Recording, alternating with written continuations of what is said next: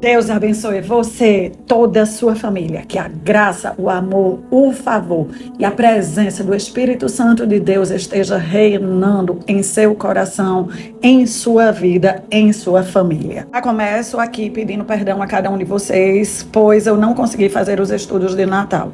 4 gerações da minha família resolveu passar 4 dias em reclusão neste Natal para ficarmos bem entrosados. Vieram pessoas de muito, muito longe que não víamos há muito tempo. Apenas 3 pessoas da família inteira não conseguiram estar e foram dias preciosos e períodos preciosos com os quais eu realmente não consegui lidar na divisão do tempo e do espaço. Peço perdão a todos, vou fazer aqui esse estudo do Natal e amanhã retomamos os nossos estudos com profecias para 2025. Mateus 2, do versículo 9 ao 12, diz assim: Depois de ouvirem o rei, os sábios partiram. Nisto repararam que a estrela que tinham observado ao oriente ia adiante deles, até que parou por cima do lugar onde se encontrava o menino. Ao verem a estrela, sentiram uma alegria enorme. Quando entraram na casa, viram o menino com Maria, sua mãe, e inclinaram-se para o adorar. Depois de abrirem os cofres, fizeram-lhe as suas ofertas de ouro, incenso e mirra. Então Deus os avisou por meio de um sonho para não voltarem a se encontrar com o rei Herodes. E eles partiram para sua terra por um outro caminho. Esse pequeno trecho nos mostra inúmeros apontamentos da parte de Deus. Esses sábios, eles vinham estudando os tempos, eles vinham estudando as escrituras. E eles eram também estudiosos da astrologia. O céu tinha inúmeros tipos de estrelas, só que aos olhos deles, uma estrela brilhava mais do que todas as outras. Uma estrela que não aparecia comumente. Uma estrela que tinha um significado que apenas pessoas que estudam iam conseguir interpretar aquele significado. Pelo texto e pelo que nós podemos ler antes de Mateus 2, até chegar no versículo 9, e depois, e até nos outros evangelhos, em lugar algum descreve a quantidade de sábios. Algumas tradições chegam a chamar eles de magos. Em nenhum lugar diz que foram 3 reis magos.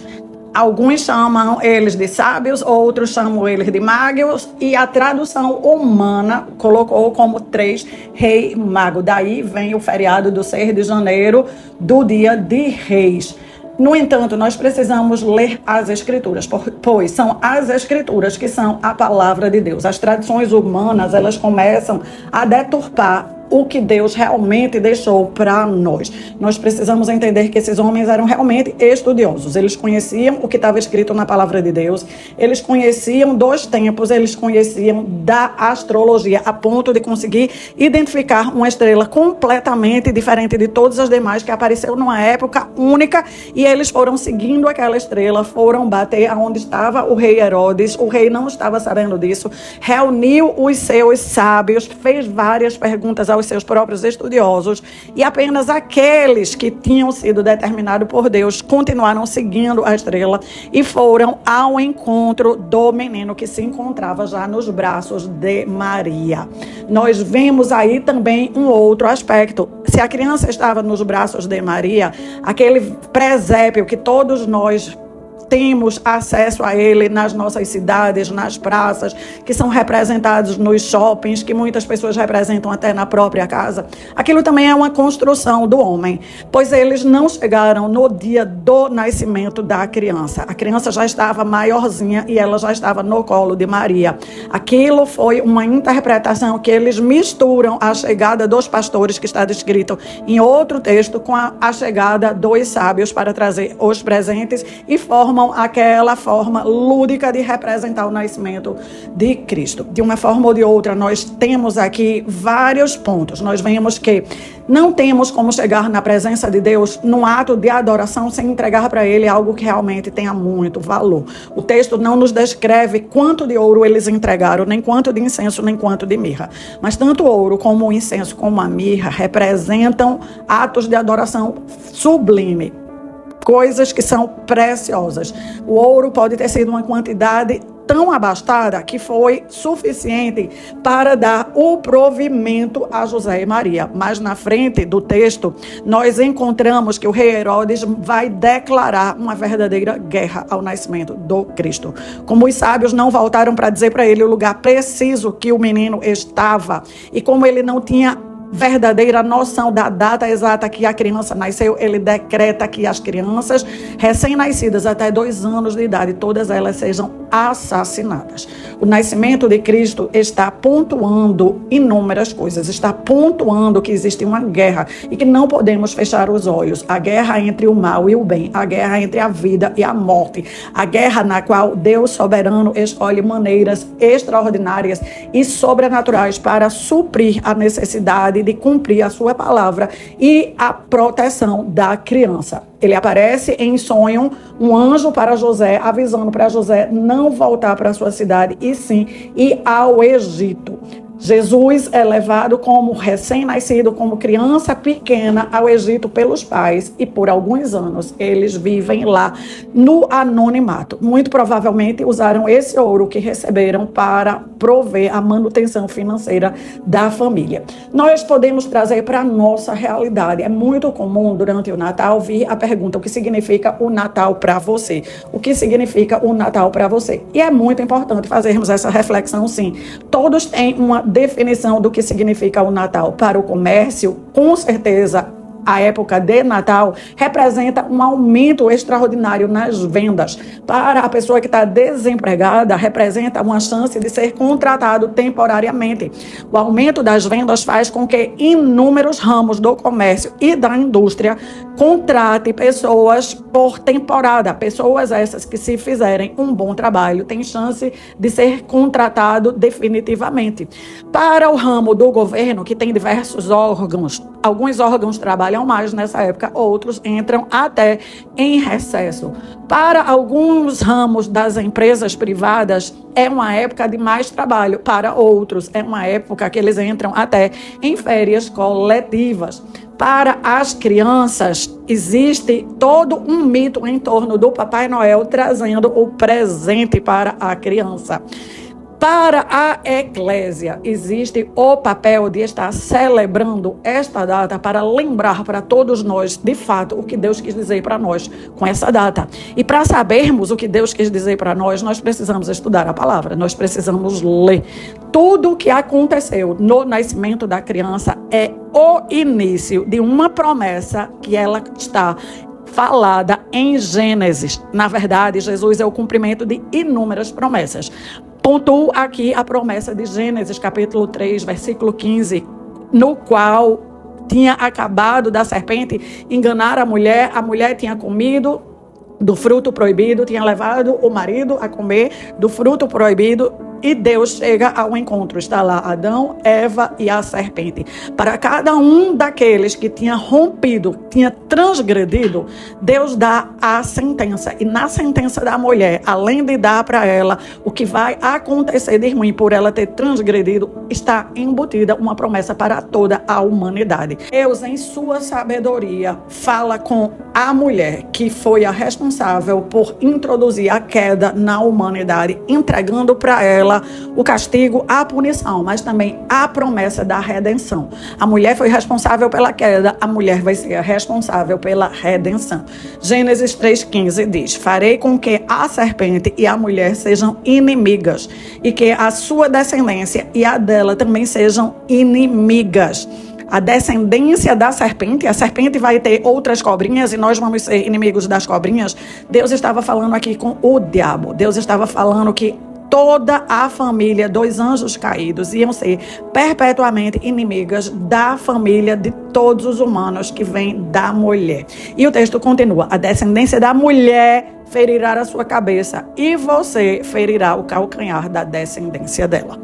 A guerra já vinha acontecendo desde antes. Toda a manipulação que o inimigo fez para induzir um animal a falar, uma serpente a falar, um animal que ia entrar na mente da mulher, que ia induzir a mulher ao erro, ia continuar fazendo com que esse fosse o modus operandi de Satanás. Enquanto Cristo representa a verdade que conduz o ser humano ao caminho que conduz à vida, o inimigo sempre vai ser aquele que conduz o ser humano ao erro, ao engano, que leva à morte. Deus está estabelecendo que não existe paz entre uma convivência dos descendentes de Cristo com aqueles conceitos que são deturpados, que são propagados pelo inimigo. Nós vemos então que o Natal, apesar de ter suas inúmeras significâncias e denotações, existe nele a significância que Deus está velando para cumprir a sua palavra, a palavra na qual a descendência da mulher vai prevalecer sobre as trevas, onde a vida vai prevalecer sobre a morte, mas nada disso vai acontecer pacificamente e de braços cruzados. Uma guerra está sendo travada, uma guerra está sendo disputada. Deus está com o seu exército ganhando os corações e as mentes das pessoas que voluntariamente vão confessar Jesus Cristo como Senhor e Salvador e vão provar que obedecem a Deus e pertencem a Jesus Cristo através da obediência à palavra de Deus, enquanto o inimigo segue por aí difundindo mentira, engano, jogando seta, armadilha e tentando capturar mais e mais pessoas para cair junto com ele no abismo. Quanto mais tempo está se passando, maior é a guerra. Que não fiquemos desavisadas, que não baixemos a guarda, que não fiquemos acreditando no mundo lúdico onde o Natal é tudo extremamente pacífico. É uma época onde existe a maior propagação de mentira, uma rede lançada pelos demônios para causar brigas e disputas no seio familiar. Que nós possamos seguir orando e velando pelas nossas famílias, que nós possamos seguir firmes e fortes espiritualmente no poder de Jesus, no sobrenatural de Deus, que escolhe sua multiforme sabedoria para manifestar a sua graça, o seu poder e a sua proteção nas nossas vidas. Enquanto nós seguimos fazendo com que os ambientes das nossas vidas, das nossas casas, cada vez mais tenham acesso à luz da palavra de Deus. A promessa de Deus, ela é dada. Na hora que ela é dada, ela já começa a ser preparado o ambiente, preparado as pessoas, preparar os agentes para o cumprimento da promessa. O nascimento de Cristo prova que Deus é capaz de, em qualquer época, em qualquer circunstância, fazer aquilo que parece insignificante sobreviver. Jesus, o menino, sobreviveu à ordem que o rei Herodes deu de eliminar todas as crianças. Deus o escondeu no Egito, um lugar que nenhum de nós ia imaginar que Deus ia usar. Deus usou o Egito, um país politeísta, para esconder a criança. E então, lá na frente, o anjo dá uma ordem para José retornar a Israel. E a história continua e nós vemos que ela vai se abranger, que cada vez o mal vai tomar uma forma maior, uma proporção maior, enquanto Deus, Jesus, seus anjos e o seu exército na terra também precisam cada vez mais ter uma definição da sua verdadeira posição. A igreja do nosso Senhor Jesus precisa ter posicionamento. Apocalipse 12, 15 a 17 retrata uma guerra numa proporção gigantesca. E a serpente lançou da sua boca um rio com um grande caudal de água, com a intenção de fazer com que ela fosse arrastada por essa grande torrente e assim se perdesse. Mas a terra ajudou a mulher, porque abriu fendas que absorveram as águas que o dragão tinha lançado da boca. Este, então, furioso, desfechou um ataque contra o resto dos filhos da mulher, os que obedecem à palavra de Deus e confessam e provam que pertencem a Jesus Cristo. A serpente cresce a ponto de sair de sua boca grande água, que foi vista e retratada por quem escreveu como um grande caudal de água. Essa serpente, daqui a pouco, ela já está num tamanho tão grande que ela é descrita como um grande dragão. Significa o mal cada vez maior, cada vez tendo uma abrangência maior. Mas também está aí retratado os filhos da mulher que obedecem à palavra de Deus, confessam e provam que pertencem a Jesus Cristo. Até Jesus vir na sua segunda vinda, nada vai ser fácil, nada vai ser tranquilo. A guerra já foi declarada lá atrás, em Gênesis. Que não estejamos dormindo nem cochilando. Aqueles que neste Natal foram profundamente afetados espiritualmente, acorda. Presta bastante atenção. Não existe uma época dessa sem haver uma guerra maior, para haver mais brigas, mais disputas, mais contendas. Significa que nós precisamos levantar as nossas armaduras ainda mais. Fixar o capacete da salvação, lembrando que Cristo, Ele é a nossa salvação. Ele é quem representa para nós a inteligência, Ele detém a sabedoria, Ele detém tudo que nós precisamos e nós precisamos saber usar e saber pedir. Ele nos entrega o escudo da fé, Ele também espera que nós saibamos usar a espada da palavra, que nós estejamos revestidos da couraça da justiça, pois Cristo é o único justo, Cristo é aquele que coloca a sua justiça à nossa disposição, e também nos entrega sandálias de fogo, sandálias da preparação do evangelho da paz. A preparação do evangelho tanto é com suavidade, como também vai precisar muitas vezes pisar serpentes e escorpiões. Nós pisamos o ataque do inimigo, nós não pisamos nas pessoas. Nós usamos o escudo da fé para rebater as flechas, palavras amargas, palavras indevidas, palavras que vão causar desarmonia. Usamos a espada da palavra para cortar os laços, para cortar as armadilhas, para cortar a manipulação das trevas e não para cortar as pessoas. Que nós possamos nos fortalecer mais em Cristo, no poder de Cristo. Que nós possamos nos aperfeiçoar na armadura completa para sermos guerreiros que sabem manusear bem as armas, manusear para construir um reino mais forte, um reino mais propenso à palavra de Deus prevalecer nas nossas próprias vidas, nas nossas famílias. Que nós possamos permitir que o evangelho da paz reine, e a paz ela é conquistada através da guerra. A guerra na qual nós vamos vencer o inimigo, nós vamos perdoar mais, nós vamos amar mais, nós vamos prevalecer permanecendo. Nenhum de nós vai abrir mão da nossa família. Nenhum de nós vai acreditar que não tem mais jeito para a nossa família. Com Jesus sempre vai ter uma opção, sempre vai ter uma alternativa, sempre vai ter uma salvação, sempre vai ter uma solução.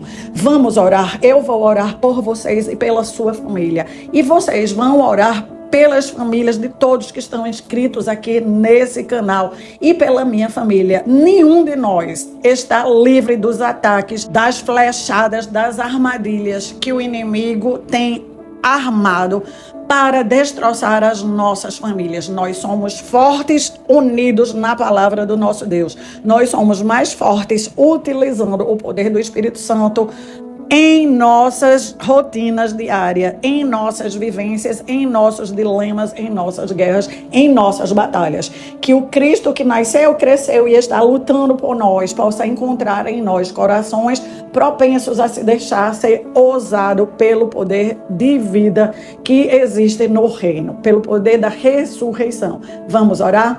Espírito Santo de Deus maravilhoso, nós dependemos de Ti, nós precisamos do Senhor. Que a palavra do nosso Deus esteja dentro de nós vibrando, esteja iluminando o nosso ser.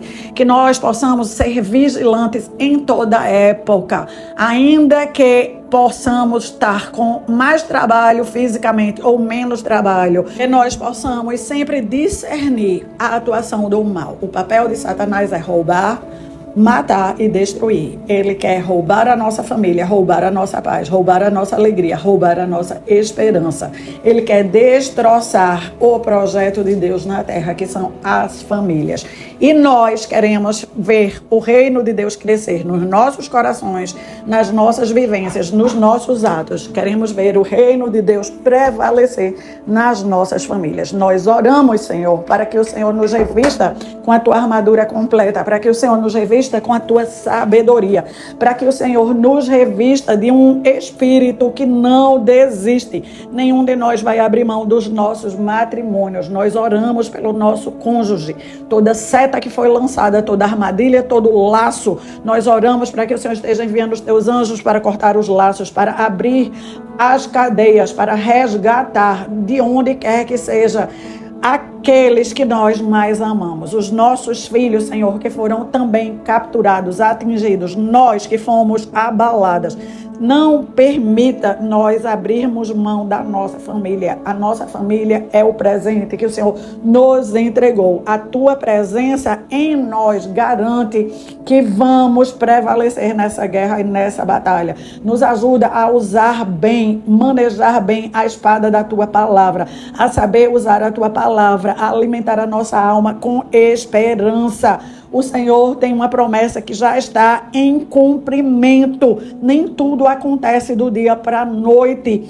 Tudo o que foi falado começou a ser falado em Gênesis, no 3º capítulo, e até o final de Apocalipse ainda está acontecendo a tua promessa. Nós precisamos ter em mente que o resgate dos nossos maridos, o resgate dos nossos filhos, o resgate da nossa família está acontecendo. Pode não estar visível aos nossos olhos, pode não estar na velocidade que mais nos agrada, pode estar fugindo completamente ao nosso desejo, fugindo à nossa compreensão, fugindo ao nosso plano, mas o nosso Deus é fiel à sua palavra e Ele está agindo a favor de todos aqueles que confiam nele e que aguardam por Ele. Senhor, nos ajuda a prevalecer, nos ajuda a perseverar, nos ajuda a aguardar o cumprimento total da tua palavra, como está em Apocalipse 12:10. Aconteceu, enfim, a salvação final, o poder e o reino de Deus, assim como a autoridade de Cristo se manifestaram. O acusador dos nossos irmãos foi tirado do céu para a terra, esses que os acusam de dia e de noite, mas eles o venceram pelo poder do sangue do Cordeiro e com o poder do seu testemunho, pois puseram de lado o amor pelas suas próprias vidas, a ponto de morrerem. Sim, Senhor, nós queremos cumprir a tua palavra, nós queremos ser como esses que abriram mão de suas próprias vidas para fazer com que a sua palavra prevaleça. Nos dá a coragem de atravessar as tribulações, nos dá a coragem de permanecer e fazer prevalecer a bondade, a generosidade, a graça, a harmonia. Nos dá a coragem de perdoar aqueles que nos ofenderam, de perdoar as ofensas. Nos dá a coragem de nos tornarmos construtores de pontes, de fazermos com que nós e a nossa família sejam reconectados ao nosso Deus, que através do nosso exemplo as pessoas possam ser impactadas pela palavra de Deus, pelo reino de Deus. Que o Senhor possa usar cada intercessor, possa usar as nossas orações, usar o nosso clamor, usar, Senhor, as nossas vidas, os nossos recursos, para que o reino de Deus seja estabelecido na terra, nesta geração, para que o bem possa vencer o mal, para que a vida possa prevalecer sobre a morte, para que todas aquelas áreas que estão em fase de deteriorização possam ser alcançadas pelo Espírito de vida, pelo Espírito que ressuscitou a Jesus Cristo. Que o poder que protegeu, guardou e guiou Jesus esteja protegendo, guardando e guiando cada um de nós. Que o teu Espírito e a tua palavra esteja iluminando o caminho que precisamos trilhar e percorrer. Que o Senhor possa nos fortalecer, que o Senhor possa nos instruir, que o Senhor possa achar em nós um coração apto a ser usado por ti, de acordo com a tua palavra. Que o Senhor possa nos ajudar a compreender o que o Senhor quis dizer com o Natal. Como o Natal nos fortalece para continuar na nossa jornada, para continuar dentro do propósito que o Senhor estabeleceu por nós. Abençoa, nós te pedimos, o nosso matrimônio, abençoa a nossa família. Levanta anjos, arcanjos, guerra para que possa fazer prevalecer a saúde, prevalecer a paz, prevalecer a harmonia, prevalecer o diálogo, prevalecer a comunhão em nosso lar, em nossa família, no nome de Jesus. Eu me chamo Ana Cláudia Lavor, Seja abençoado e seja um abençoador. Aperte aí o legal como forma de gratidão e retorne amanhã para concluirmos o nosso propósito de 21 estudos profetizando sobre 2025. Deus abençoe você e toda a sua família.